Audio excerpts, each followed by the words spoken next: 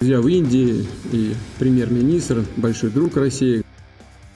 दोस्तों, रूस ने भारत पर आज एक ऐसा ऐलान किया है जिसने पश्चिमी देशों में भूचाल मचा दिया है। खुद भारत भी रूस के इस ऐलान से काफी चौंका हुआ है और भारत के रक्षा विशेषज्ञ जो कयास लगा रहे थे कि रूस यूक्रेन युद्ध में क्या भारत के हथियार शामिल हो सकते हैं, तो क्या काली 10,000 और दुर्गा 2 जैसे लेजर हथियार शामिल हो सकते हैं। बड़ी बात तो ये है कि आज ये कयास यकीन में बदल गए हैं। रूस से कुछ ऐसी ही तस्वीरें सामने आई हैं। जी हाँ दोस्तों, नाटो देश जिस बात से डर रहे थे अब वो सच हो चुका है। रूस की तरफ से आई रिपोर्ट ने उड़ा दिए पूरी दुनिया के होश। मोदी को पुतिन ने अचानक जो फोन किया था, खुल गया है वो राज।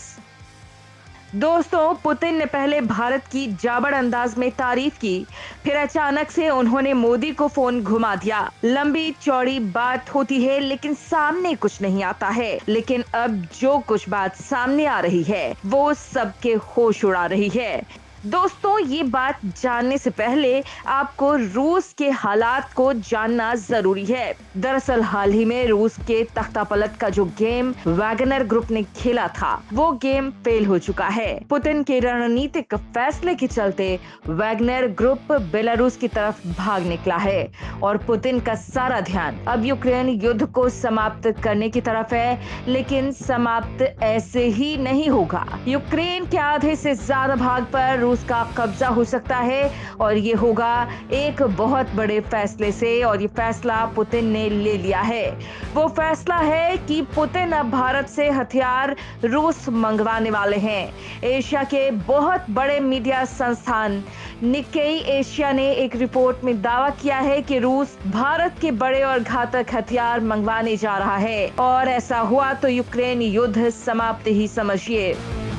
क्योंकि दावा ये भी किया जा रहा है कि रूस जो हथियार भारत से मंगवा रहा है उनके साथ साथ पुतिन चाहते हैं कि भारत के सबसे अचूक हथियार जैसे कि लेजर वेपन भी रूस पहुंचे ताकि इस युद्ध को जल्द समाप्त किया जा सके।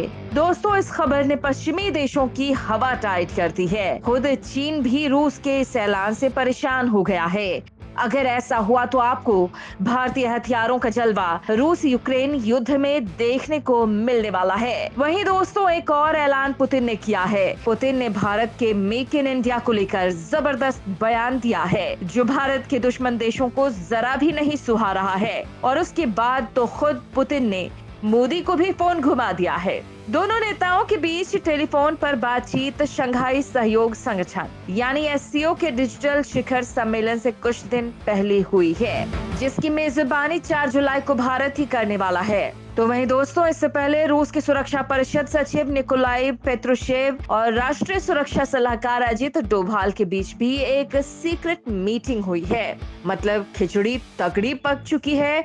और दोस्तों, मीडिया में आई रिपोर्ट को इससे काफी बल मिल रहा है, क्योंकि इस वक्त रूस को घातक हथियारों की बहुत जरूरत है और भारत से वो अचूक हथियार रूस जा सकते हैं। दोस्तों, निक्केई एशिया ने जो रिपोर्ट दी है उसके मुताबिक रूस भारतीय हथियारों को यूक्रेन युद्ध में शामिल करने वाला है।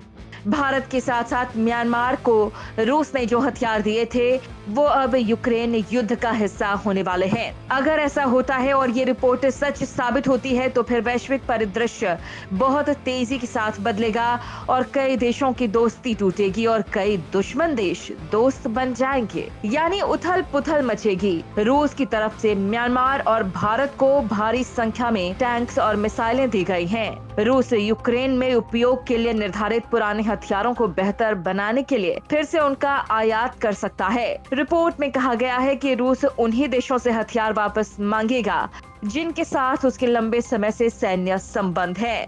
आपको बता दें कि फरवरी 2022 में यूक्रेन पर हमले के बाद अमेरिका, यूरोपियन यूनियन और जापान ने रूस को संभावित सैन्य प्रयोग वाले सामानों का निर्यात करने से बैन कर दिया था। अमेरिकी research company import genius Bharat के एक्सिम ट्रेड को मिले आंकड़ों के बाद रूस के टैंकों और मिसाइलों जैसे आयातित हथियारों के रिकॉर्ड की जांच की गई। उसके मुताबिक यूराल वैगन जाबार्ड जो रूसी सेना के लिए टैंक बनाने वाली कंपनी है, उसने 9 दिसंबर 2022 को $24 मिलियन के साथ म्यांमार सेना से सैन्य उत्पादों का आयात किया है। रूस के पास करीब 5000 टैंक्स हैं। ब्रसेल्स स्थित थिंक इंटरनेशनल क्राइसिस ग्रुप से जुड़े रूस के विश्लेषक ओलेग इग्नाटोव ने कहा है कि रूस के पास स्टोर में बहुत पुराने T-72 टैंक हैं, जिन्हें आधुनिकीकरण की जरूरत है। बाद में इन टैंकों को फ्रंट लाइन पर भेजा जा सकता है। रूस हथियारों का दुनिया का सबसे तीसरा बड़ा निर्यातक है। भारत इसका सबसे बड़ा ग्राहक रहा है। पिछले एक दशक में रूस की तरफ से भारत को 45% से ज्यादा हथियार निर्यात किए गए हैं।